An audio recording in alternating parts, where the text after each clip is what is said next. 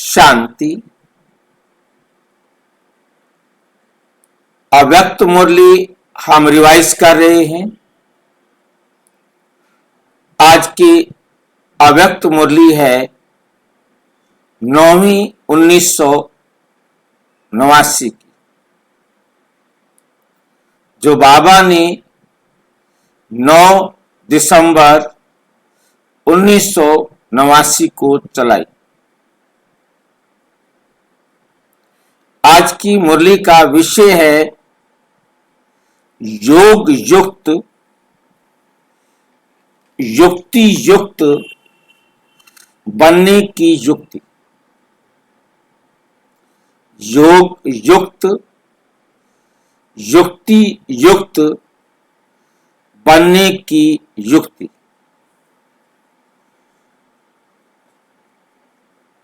योग युक्त अर्थात बाबा की श्री मत पर एक्यूरेट चलने वाला।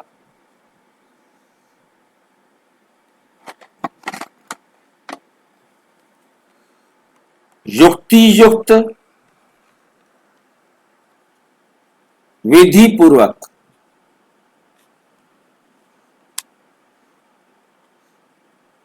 युक्ति माना विधि, युक्ति युक्त बनने की युक्ति।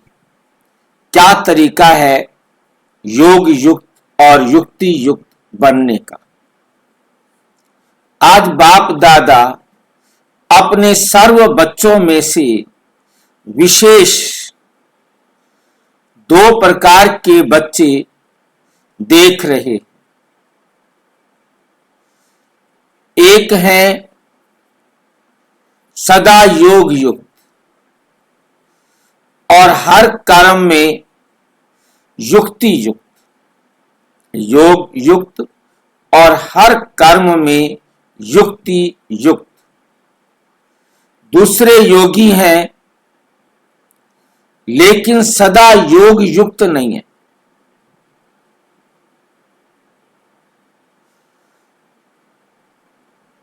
योग युक्त और हर कर्म में युक्ति युक्त।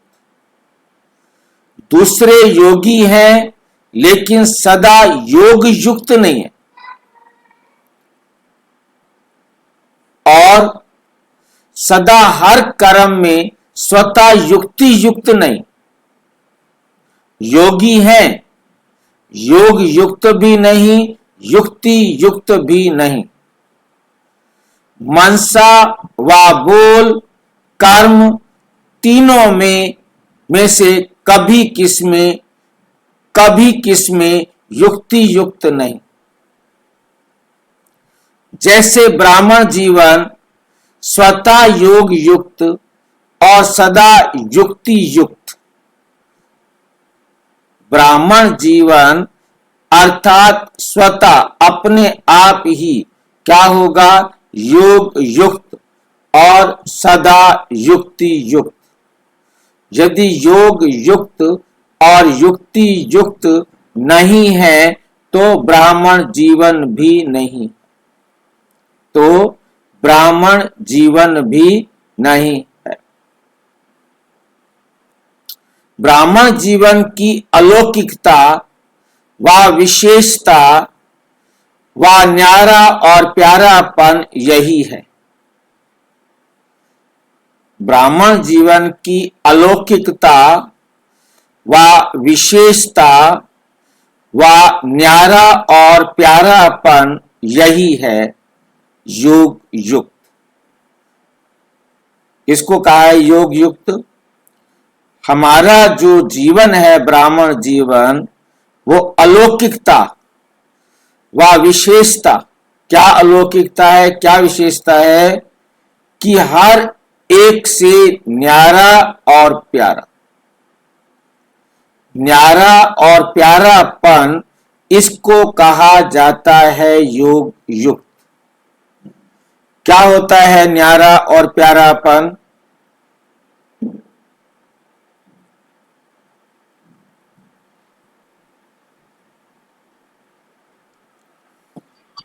साक्षी दृष्टि। साक्षी दृष्टा। योग युक्त न्यारापन और प्यारापन। न्यारापन मीन्स सभी आत्माएं स्वतंत्र हैं। न्यारापन क्या है कि सभी आत्माएं स्वतंत्र हैं। और प्यारापन क्या है कि सभी आत्माएं मेरे बाप के बच्चे। इन सबके कल्याण में मेरा कल्याण है, इसलिए मुझे सर्व का कल्याण करना है। मुझे सर्व का कल्याण करना है। ये बात समझ में आ रही है? न्यारा कैसे समझना है कि हर आत्मा क्या है, एकदम स्वतंत्र है। हर आत्मा स्वतंत्र है। ये बात हमें अच्छी तरह से याद रहे। मैं भी एक स्वतंत्र आत्मा हूं। मैं भी क्या हूं? एक स्वतंत्र आत्मा हूं। एक तो न्यारा होने के लिए ये जानना बहुत जरूरी है कि हम कौन है? स्वतंत्र आत्मा है।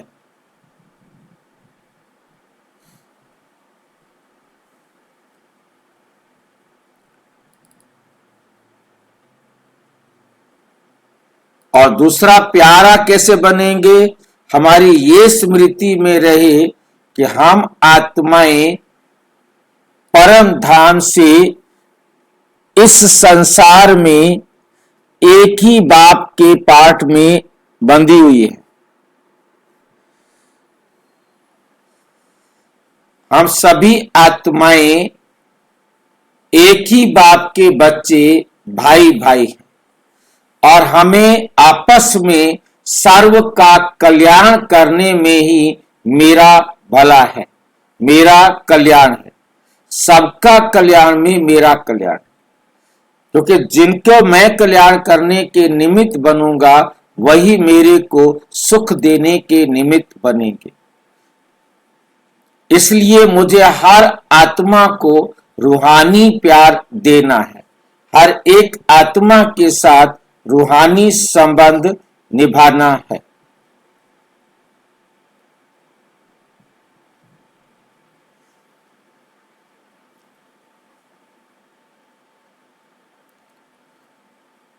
और युक्ति युक्त, योग युक्त और युक्ति युक्त।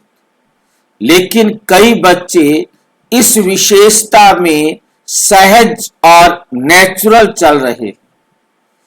लेकिन कई बच्चे इस विशेषता में सहज और नेचुरल चल रहे हैं और कई अटेंशन भी रखते हैं, फिर भी सदा दोनों बातों का अनुभव नहीं कर सकते। न्यारापन और प्यारापन दोनों एक साथ हो। हमारा क्या होता है, हम किसी से प्यार करते हैं तो रूह तो भूल जाते हैं, जिस्मानी संबंध में आ जाते हैं। न्यारे बनते हैं तो भी हम बस, हमारा किसी से कोई मतलब नहीं, कोई मरो कोई जियो। हम या तो एकदम ऐसे न्यारे हो जाते हैं या एकदम प्यारे, और ये दोनों के दोनों जिस्मानी हो जाते। हम अपनी रूहानी अवस्था से नीचे गिर जाते। जब हम अपने को आत्मा समझेंगे तब हम न्यारे भी और प्यारे भी एक साथ रह सकते। फिर सदा दोनों बातों का अनुभव नहीं कर सकते। इसका कारण क्या है? नॉलेज तो सभी को है और लक्ष्य भी सभी का एक ही है कि हमने नर से नारायण, नारी से लक्ष्मी, मनुष्य से देवता बनना है। लक्ष्य तो हम सबका एक ही है। फिर भी कोई लक्ष्य के आधार से इन दोनों लक्ष्य अर्थात योग युक्त और युक्ति युक्त स्थिति के अनुभूति के समीप हैं। इसको अनुभव करने के कुछ समीप भी हैं। और कोई कभी फास्ट पुरुषार्थ से समीप आते, लेकिन कभी समीप और कभी चलते चलते कोई ना कोई कारणवश रुक जाते। इसलिए सदा लक्षण के समीप अनुभूति नहीं करते। सदा लक्षण के समीप अनुभूति नहीं करते। सर्व ब्राह्मण आत्माओं में से इस श्रेष्ठ लक्ष्य तक नंबर 1 समीप कौन?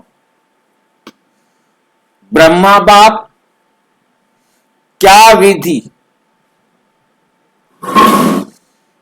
विधि अपनाई जो इस सिद्धि को प्राप्त किया? सदा योग युक्त रहने की सरल विधि है सदा अपने को सारथी और साक्षी समझ चलना। सारथी और साक्षी समझ चलना।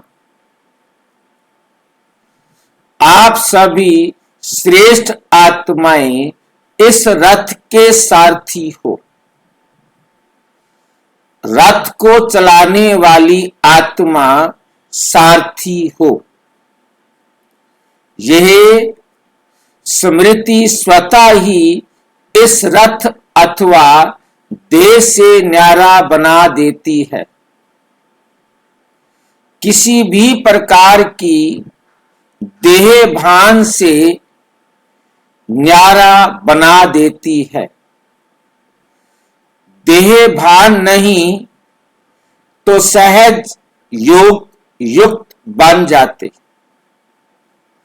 और हर कर्म में योग युक्त युक्ति युक्त स्वतः ही हो जाते हैं। स्वयं को सारथी समझने से सर्व कर्म इंद्रियां अपने कंट्रोल में रहती हैं। अपने कंट्रोल में रहती हैं। अर्थात सर्व कर्म इंद्रियों को सदा लक्ष्य और लक्षण की मंजिल के समीप लाने की, अर्थात सर्व कर्म इंद्रियों को सदा लक्ष्य और लक्षण की मंजिल के समीप लाने की कंट्रोलिंग पावर आ जाती है। स्वयं सारथी किसी भी कर्म इंद्रिय के वश नहीं हो सकता। जो आत्मा स्वयं सारथी बन के चलती है तो वे किसी भी कर्म इंद्रिय के वश नहीं हो सकता, क्योंकि माया जब किसी के ऊपर भी वार करती है तो माया के वार करने की विधि यही होती। माया के वार करने की विधि यही होती है कि कोई ना कोई स्थूल कर्म इंद्रियां अथवा सूक्ष्म शक्तियां मन बुद्धि संस्कार के परवश, मन बुद्धि संस्कार के परवश बना देती है। आप सारथी आत्माओं को जो महामंत्र वशीकरण मंत्र बाप से मिला हुआ है, महामंत्र वशीकरण मंत्र बाप से मिला हुआ है, उसको परिवर्तन कर वशीकरण के बजाय वशीभूत बना देती है। वशीकरण के बजाय वशीभूत बना देती है और एक बात में भी और एक बात में भी वशीभूत हुए तो सभी भूत प्रवेश हो जाते, क्योंकि इन भूतों की भी आपस में बहुत यूनिटी, यूनिटी माना एकता, क्योंकि इन भूतों की भी आपस में बहुत यूनिटी है। एक भूत आया तो वे सभी का आह्वान करेगा, सारे भूत आ जाए, एक आएगा सारे भूत आ जाए। फिर क्या होता है, ये भूत सारथी से स्वार्थी बना दे, सारथी से क्या बना देता है, स्वार्थी। ये जो स्वार्थी शब्द है, ये कौन सा स्वार्थी है? हम स्वार्थी का अर्थ जानते हैं। भाई जी देह वाला स्वार्थी। हाँ, देह अभिमानी। ये देह वाला स्वार्थी है, जो दुनिया वाला स्वार्थी है। स्वार्थी का वास्तविक अर्थ स्व के अर्थ, स्वार्थी माना स्व के अर्थ करने वाला, स्व के लिए करने वाला। परंतु स्व माना आत्मा समझे तब तो स्वार्थी होना अच्छी बात है, परंतु ये स्वार्थी देहार्थी वाला है, बोलेंगे स्वार्थी और हम अपनी बुद्धि में इसका अर्थ लेंगे देहार्थी।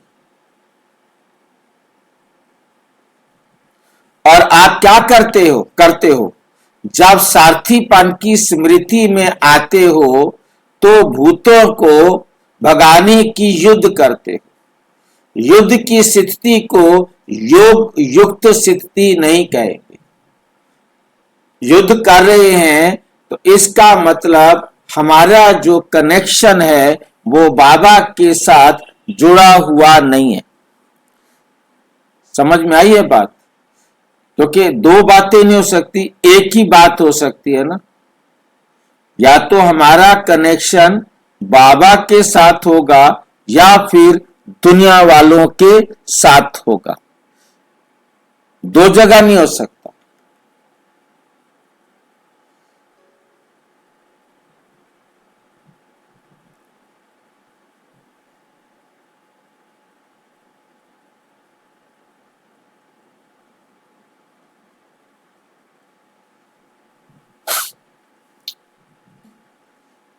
एट ए टाइम हमारा कनेक्शन एक ही जगह होगा, दो जगह नहीं होगा। या तो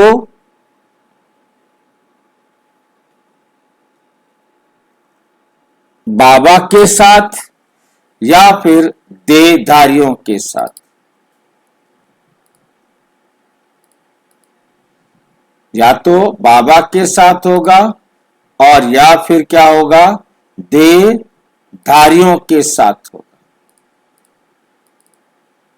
भाई जी फिर मैं आपसे बात कर रहा हूँ तो मैं किससे बात कर रहा हूँ, फिर समझो मैं संबंध बाप से है तो मैं बाप से बात कर रहा हूँ, ऐसा होता है क्या? जब मेरा फैसला, मेरे संकल्प बाबा की श्रीमत के अनुसार हैं तो मैं चाहे सारी दुनिया से बात कर रहा हूं, सारी दुनिया की भीड़ के अंदर हूं, कितने बड़े मेले के अंदर हूं, कितनी भ्रष्टाचारी दुनिया में हूं, परंतु मेरी बुद्धि बाबा की श्रीमत पर ही चल रही है। मेरे फैसले बाबा की श्रीमत पर हो रहे हैं तो मैं योग युक्त।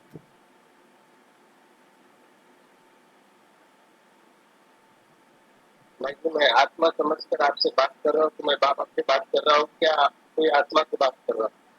बिल्कुल, जब आप अपने को आत्मा समझ रहे हो, ज्ञान की बातें आत्मा समझ कर रहे हो तो आप योग युक्त हो।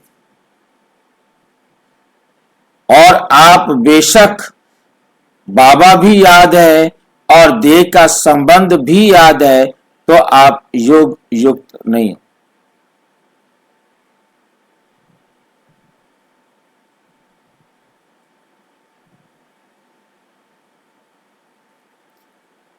जहां युद्ध है, अभी अभी देह का संबंध याद आ रहा है, अभी अभी आत्मा का, अभी अभी देह का, अभी अभी आत्मा का, तो युद्ध चल रहा है ना।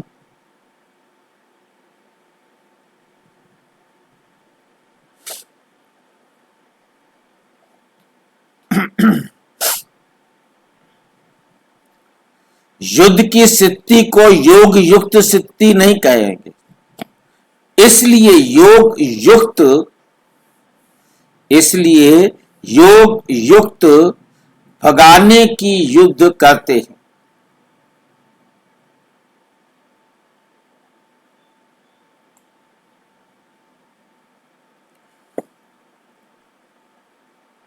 इसलिए योग युक्त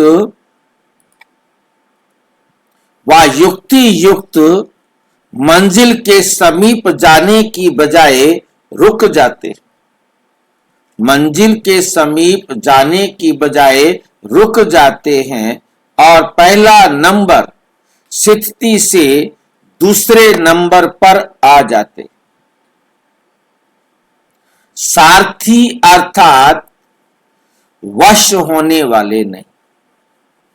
जो सारथी होंगे अपने आप को इस रथ का चलाने वाला ड्राइवर समझते होंगे, वो वश होने वाले नहीं, लेकिन वश कर चलाने वाले। तो आप सब कौन हो? सारथी हो ना। पूछ रहे हैं बाबा कि आप कौन हो? सब सारथी हो ना। सारथी अर्थात आत्म अभिमानी। सारथी का मतलब क्या है? आत्म अभिमानी। क्योंकि आत्मा ही सारथी है। ब्रह्मा बाप ने इस विधि से नंबर 1 की सिद्धि प्राप्त की, इसलिए बाप भी इसका सारथी बना। ब्रह्मा बाबा के रथ का सारथी बना। ब्रह्मा बाबा के रथ का सारथी बना। सारथी बनने का यादगार बाप ने करके दिखाया। फॉलो फादर करो, फॉलो फादर करो। सारथी बन सदा सारथी जीवन में अति न्यारी और प्यारी स्थिति का अनुभव कराया। क्योंकि देह को अधीन कर बाप प्रवेश होते, अर्थात सारथी बनते हैं, देह के अधीन नहीं बनते। इसलिए न्यारा और प्यारा है। इसलिए न्यारा। अधीन हाँ जी। अधीन कैसे बनाया जाता? देह के अधीन नहीं बनते। देह के अधीन कैसे बनेंगे? किसी भी देह की इच्छा को, देह की इंद्री को कहना मान लिया, देह के अधीन हो गए।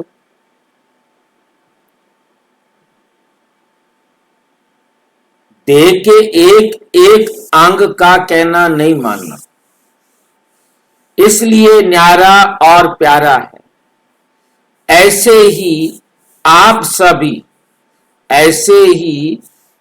सभी ब्राह्मण आत्माएं भी बाप समान सारथी की स्थिति में रहो।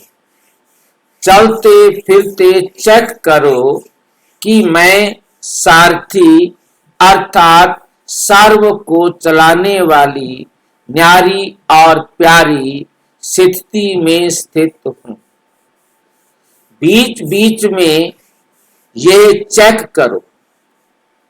ऐसे नहीं कि सारा दिन बीत जाए, फिर रात को चेक करो। सारा दिन बीत गया तो बीता हुआ समय सदा के लिए कमाई से गया। इसलिए गंवा करके होश में नहीं आना। ये स्वतः नेचुरल संस्कार बनाओ। कौन सा चेकिंग का, जैसे किसी के कोई पुराने संस्कार इस ब्राह्मण जीवन में अभी से आगे बढ़ने में विघ्न रूप बन जाते हैं, तो कहते हो ना कि ना चाहते भी संस्कारों के वश हो जाते हो। जो नहीं करना चाहते हो वे कर लेते। जब उल्टे संस्कार ना चाहते कोई भी कर्म करा लेते हैं, तो ये नेचुरल चेकिंग का शुद्ध संस्कार अपना नहीं सकते। नेचुरल चेकिंग का शुद्ध संस्कार अपना नहीं सकते।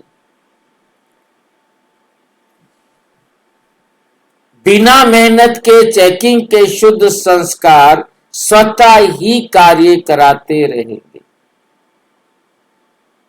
ये नहीं कहेंगे कि भूल जाते हैं या बहुत बिजी रहते हैं। अशुद्ध अथवा व्यर्थ संस्कार हैं। अशुद्ध अथवा व्यर्थ संस्कार हैं। कई बच्चों में अशुद्ध संस्कार नहीं है। कई बच्चों में अशुद्ध संस्कार नहीं है, तो भी व्यर्थ संस्कार, नेगेटिव नहीं है, परंतु वेस्ट तो है ना। ये अशुद्ध व्यर्थ संस्कार भुलाते भी नहीं भूल सकते। ये अशुद्ध व्यर्थ संस्कार भुलाते भी नहीं भूल सकते हो। और यही कहते हो कि मेरा भाव नहीं था, लेकिन मेरा ये पुराना स्वभाव है, वह संस्कार है, तो अशुद्ध नहीं भूल। फिर शुद्ध संस्कार कैसे भूल जाता है? जब आपको अपना अशुद्ध संस्कार नहीं भूलता, तो फिर आप इस शुद्ध संस्कार को क्यों भूल जाते हो? स्व उन्नति के शुद्ध संस्कार इमर्ज करती है और नेचुरल समय सहज चेकिंग, नेचुरल समय सहज चेकिंग होती रहेगी। अशुद्ध आदत से मजबूर हो जाते हो। इस आदत से मजबूत हो जाएंगे। अशुद्ध आदत से मजबूर हो जाते हो और इस आदत से जो बाबा ने बताई है, इस आदत से चलेंगे तो मजबूत हो जाएंगे। तो सुना, सदा योग युक्त, युक्ति युक्त रहने की विधि क्या हुई? सारथी बन चलना। इस शरीर को रथ समझ सारथी बन चलना। सारथी स्वतः ही साक्षी हो। कुछ भी करेंगे, देखेंगे, सुनेंगे, साक्षी बन देखने, सोचने, करने, सब में सब कुछ करते भी निर्लेप रहेंगे। अर्थात माया के लेप से न्यारे रहेंगे। तो पाठ पक्का किया ना, तो पाठ पक्का किया ना। ब्रह्मा बाप को फॉलो करने वाले हो ना। ब्रह्मा बाप से बहुत प्यार है ना। प्यार की निशानी है, प्यार की निशानी है समान बनना, अर्थात फॉलो करना। समान बनना अर्थात फॉलो करना। सभी टीचर्स का बाप से कितना प्यार है। बाप सदा टीचर्स को अपने सेवा के समीप साथी समझते हैं। तो पहले फॉलो टीचर्स करेंगी ना। इसमें सदा यही लक्ष्य रखो कि पहले मैं, ईर्ष्या में पहले मैं नहीं, क्योंकि ईर्ष्या नुकसान करती है। शब्द वही है पहले मैं, लेकिन एक है ईर्ष्यावश पहले मैं। तो इससे पहले की बजाय कहां लास्ट पहुंच जाता, फर्स्ट से लास्ट आ जाता। और फॉलो फादर में पहले मैं कहा और किया, तो फर्स्ट के साथ मैं आप भी फर्स्ट हो जाएंगे। कहा और किया तो फर्स्ट के साथ में आप भी फर्स्ट हो जाएंगे। ब्रह्मा फर्स्ट है ना। तो सदा ये लक्ष्य रखो कि टीचर्स अर्थात फॉलो फादर, और नंबर 1 फॉलो फादर। जैसे ब्रह्मा नंबर 1 बना, तो फॉलो करने वाले भी नंबर 1 का लक्ष्य रखो। टीचर्स सभी ऐसे पक्की है ना, हिम्मत है फॉलो करने की, क्योंकि टीचर्स अर्थात निमित्त बनने वाली, अनेक आत्माओं के निमित्त हो, तो निमित्त बनने वालों के ऊपर कितनी जिम्मेवारी है। निमित्त जो बनते हैं उनके ऊपर कितनी जिम्मेवारी है। जैसे ब्रह्मा बाप निमित्त रहे ना, तो ब्रह्मा बाप को देख करके कितने ब्राह्मण तैयार हुए।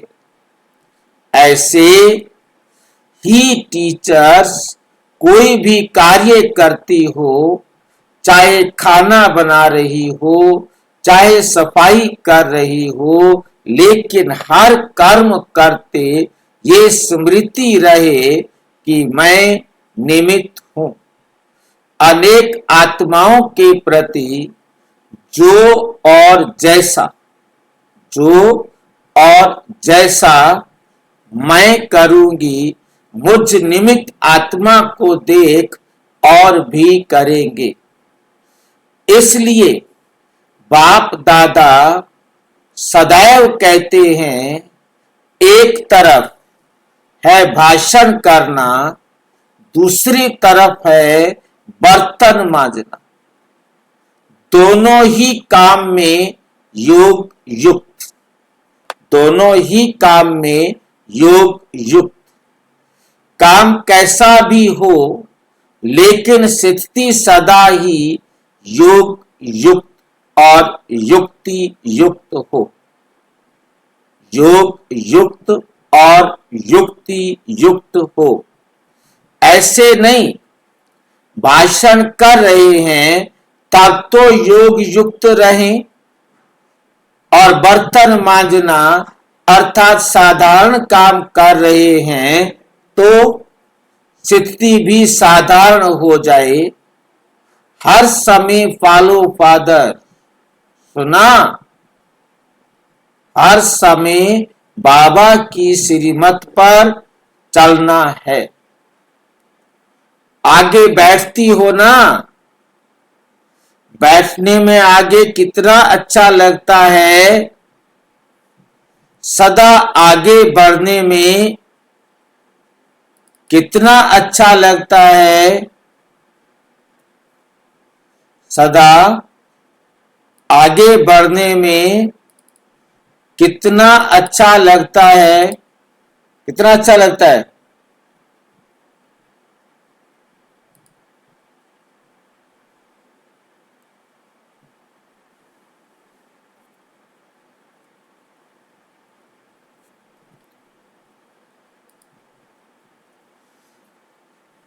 जब भी कोई ऐसा कड़ा संस्कार पीछे करने की कोशिश करे तो यह सीन याद करो। कौन सा सीन याद करें? यह सीन याद करो।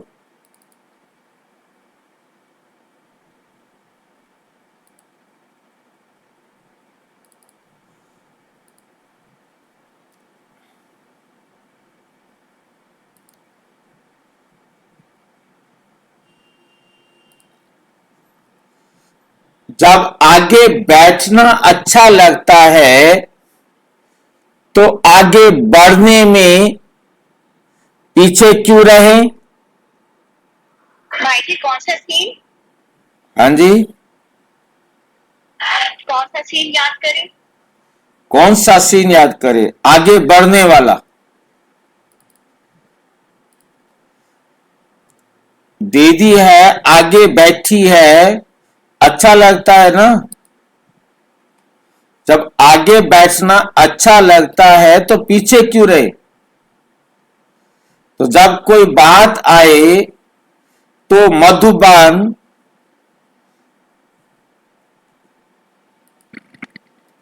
में पहुंच जाना और अपने को हिम्मत उमंग में ले लाना,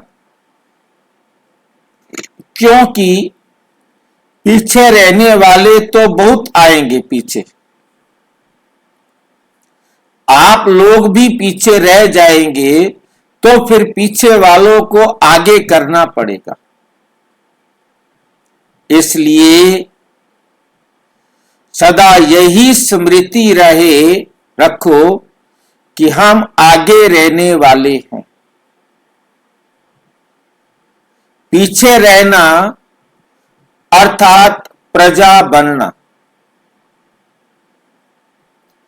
प्रजा तो नहीं बनना है ना, प्रजा तो नहीं बनना है ना। प्रजा योगी तो नहीं, राजयोगी हो ना, तो फॉलो फादर। अच्छा, फॉरेनर्स क्या करेंगे? फॉलो फादर करेंगे ना। कहां तक पहुंचेंगे? सभी फ्रंट में आएंगे। जो भी आए हैं फॉलो फादर कर फास्ट और फर्स्ट आना। ये नहीं सोचो कि फर्स्ट तो एक ही आएगा, लेकिन फर्स्ट ग्रेड तो बहुत होंगे ना। फर्स्ट नंबर तो ब्रह्मा बाबा आएगा, लेकिन फर्स्ट ग्रेड में तो साथी रहेंगे। इसलिए फर्स्ट में आना एक फर्स्ट नहीं होगा, फर्स्ट ग्रेड वाले बहुत होंगे। इसलिए यह नहीं सोचो पहला नंबर तो फाइनल हो गया, इसलिए सेकंड ही आएंगे, सेकंड ग्रेड में नहीं जाना। जो ओटे सो अव्वल अर्जुन, अव्वल नंबर माना अर्जुन सबको फर्स्ट में आने का चांस, अर्जुन सबको फर्स्ट में आने का चांस है। सब आ सकते, फर्स्ट ग्रेड बेहद है, कम नहीं है, तो सभी फर्स्ट में आएंगे ना, पक्का है। अच्छा, सदा ब्रह्मा बाप को फॉलो करने वाले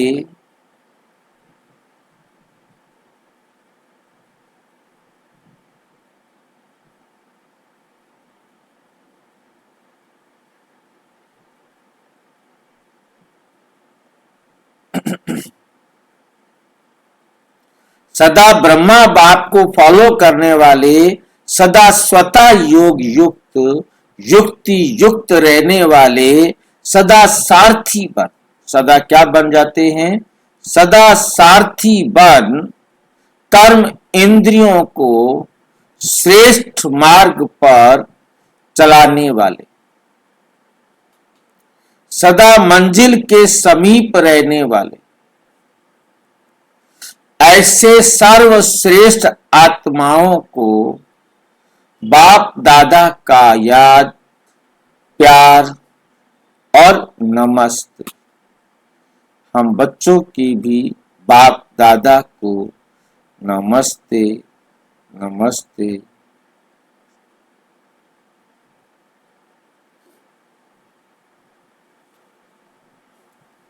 इंदौर जॉन ग्रुप, बाप दादा की श्रेष्ठ मत ने, बाप दादा की श्रेष्ठ मत ने श्रेष्ठ गति को प्राप्त करा लिया। ऐसा अनुभव करते हो ना, जैसी मति वैसी गति।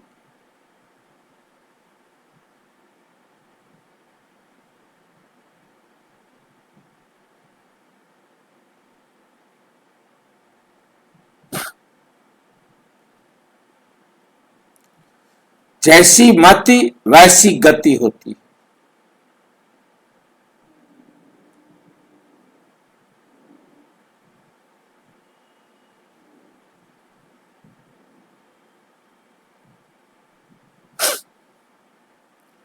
तो बाप की श्रेष्ठ मत है तो गति भी श्रेष्ठ होगी ना।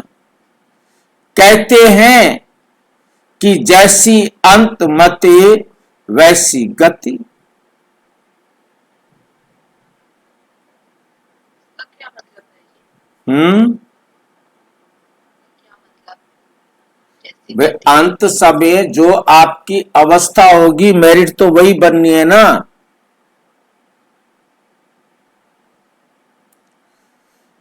मेरिट तो आपकी अंतिम अवस्था पर बननी है।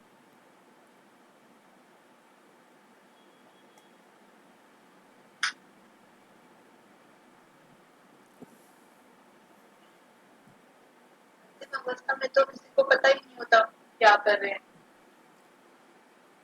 कब पता नहीं होता?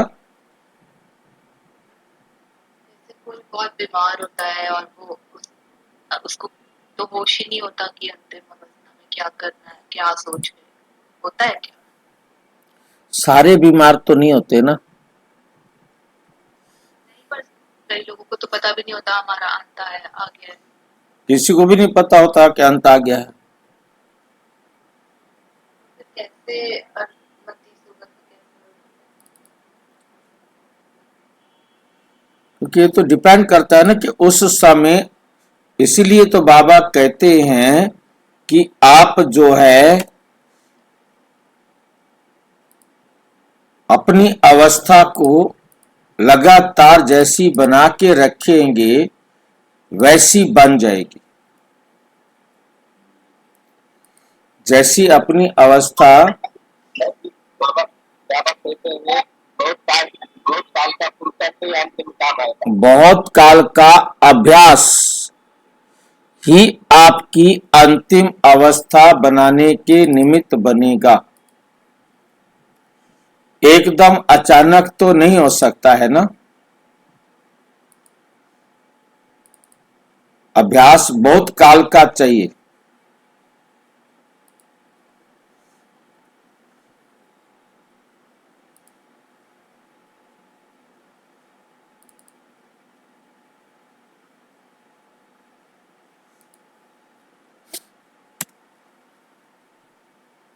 अंतमति तो इसका अर्थ ये होता है कि उसका स्वभाव संस्कार ही वैसा वृत्ति ही बन जाती है। हैं जी, उसका स्वभाव संस्कार उसकी वृत्ति ही वैसी बन जाती है जो अंत में काम है। हाँ, जैसी वैसी वृत्ति बन जाए तो अच्छी बात है ना। जिसकी वृत्ति बन जाएगी तभी उसको सफलता मिलेगी।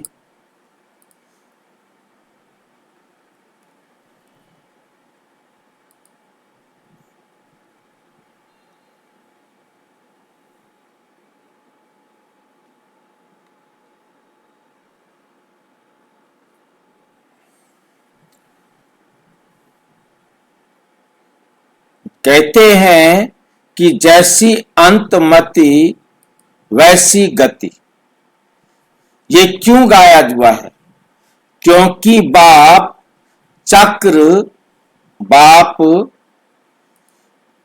चक्र के अंत में ही आकर श्रेष्ठ मत देते हैं।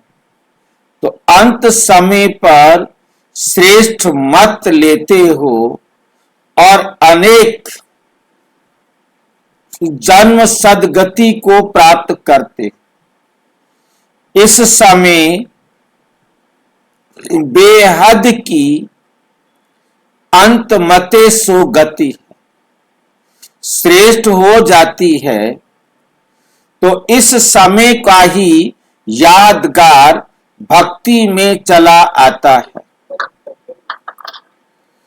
एक जन्म की श्रेष्ठ मत से कितने जन्म तक श्रेष्ठ गति प्राप्त करते हो।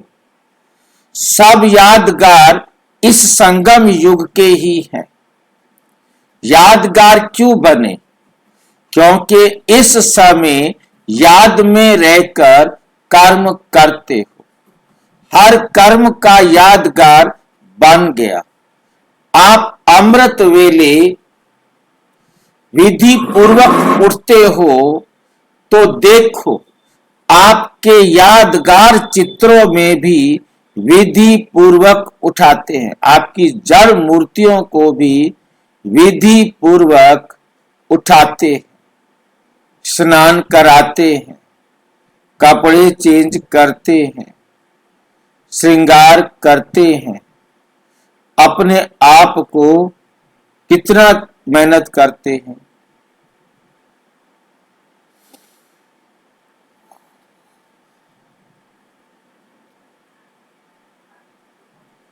कितना प्यार से उठाते हैं। हे जड़ चित्र हैं, जड़ चित्र, लेकिन कितना दिल से स्नेह से उठाते हैं। उठाते भी हैं तो खिलाते सुलाते भी हैं। क्योंकि आप इस समय सब याद के विधि पूर्वक करते हो। खाना भी विधि पूर्वक खाते हो, भोग लगाकर खाते हो ना, या जैसे हैं वैसे ही खा लेते हो। ऐसे तो नहीं किसी को खाना देना है इसलिए जल्दी जल्दी में भोग नहीं लगाया। अगर किसको देना भी है, कोई मजबूरी है, तो भी पहले अलग हिस्सा जरूर निकालो। ऐसे नहीं किसी को खिलाकर पीछे भोग लगाओ। विधि पूर्वक खाने से सिद्धि प्राप्त होती है, खुशी होती है, निरंतर याद सहज रहती है। तो अमृत वेले से लेकर रात तक जो भी कर्म करो, याद के विधि पूर्वक करो, तब हर कर्म की सिद्धि मिलेगी। सिद्धि अर्थात प्रत्यक्ष फल प्राप्त होता रहेगा। इससे बड़े ते बड़ी सिद्धि है प्रत्यक्ष फल के रूप में अति इंद्रिय सुख की अनुभूति होना। सदा सुख की लहरों में, खुशी की लहरों में लहराते रहेंगे। पहले प्रत्यक्ष फल मिलता है, फिर भविष्य फल मिलता है। इस समय का प्रत्यक्ष फल अनेक भविष्य जन्मों के फल से श्रेष्ठ है।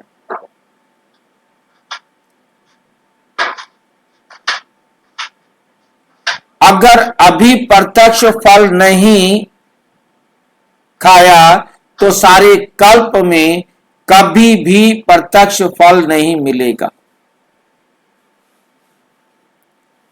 अभी अभी किया, अभी अभी मिला, इसको कहते हैं प्रत्यक्ष फल।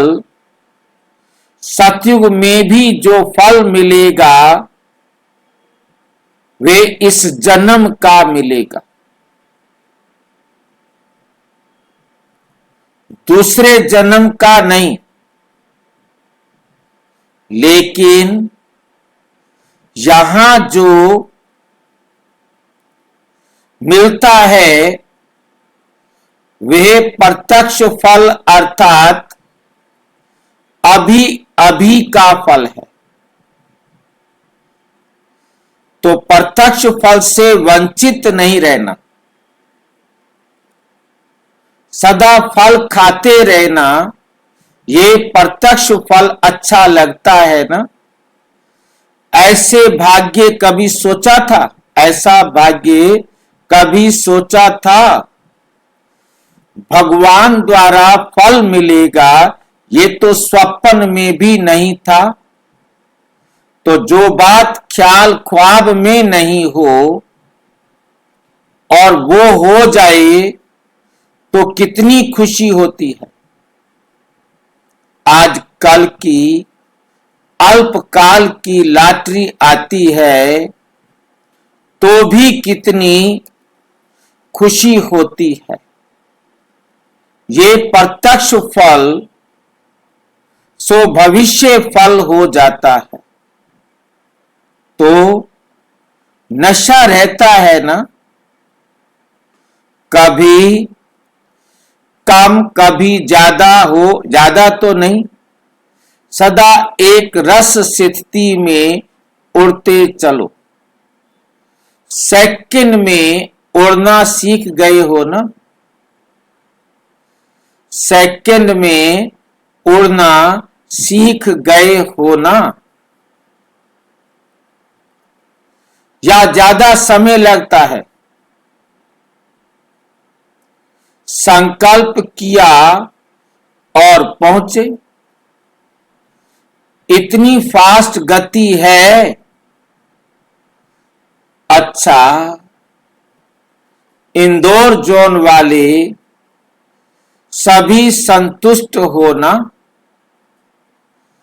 माताएं सदा संतुष्ट हो, कभी परिवार में भी लौकिक द्वारा असंतुष्ट तो नहीं होती, कभी तंग होती हो, कभी चंचल बच्चों से तंग होती हो। तंग तभी नहीं होते जितना आप तंग उतना वे ज्यादा तंग करेंगे।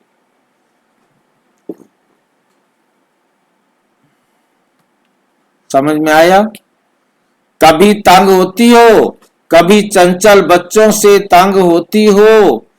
तंग कभी नहीं होना, जितना आप तंग होंगे उतना वे ज्यादा तंग करेंगे। इसलिए ट्रस्टी बनकर, सेवादारी बनकर सेवा करो। मेरापन आता है तो तंग होते हो। मेरा बच्चा और ऐसे तंग करता है तो जहां मेरापन होता है वहां तंग होते, और जहां तेरा आया तो तैरने लगते। तो तैरने वाले हो, सदा तेरा माना स्वमान में रहना, मेरा मेरा करना कहना माना अभिमान आना। तेरा तेरा मानना अर्थात अभिमान में आना।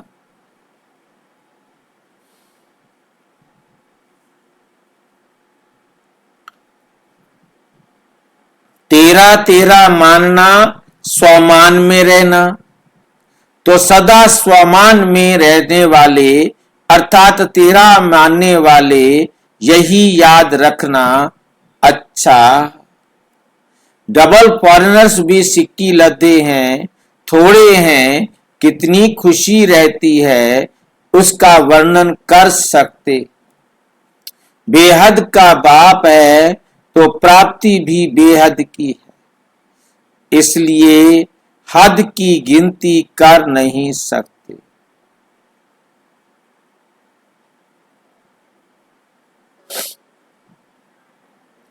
बाप दादा तो डबल विदेशी बच्चों को तीव्र पुरुषार्थ की रफ्तार से देख खुश होते।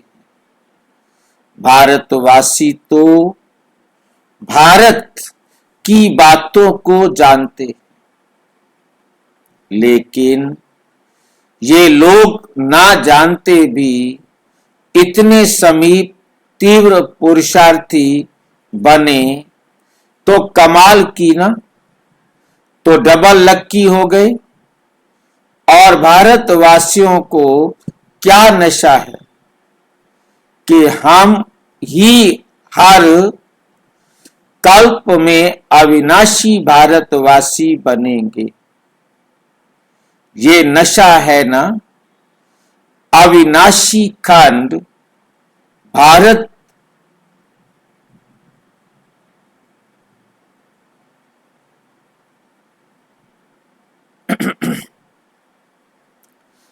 अविनाशी खंड भारत है ना। हर एक का अपना अपना नशा है।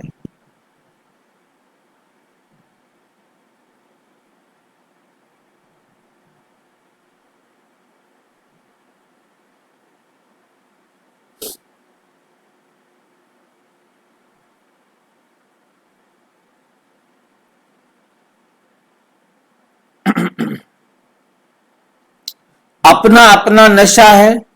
सभी को भारत में ही आना पड़ेगा ना।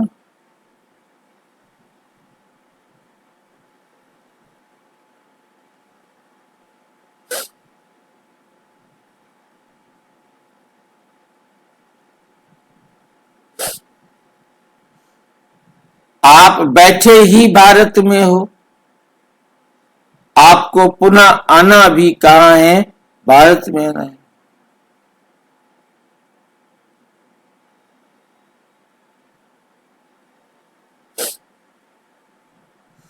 आप बैठे ही भारत में हो, अपना अपना नशा है, सभी को भारत में ही आना पड़ता है।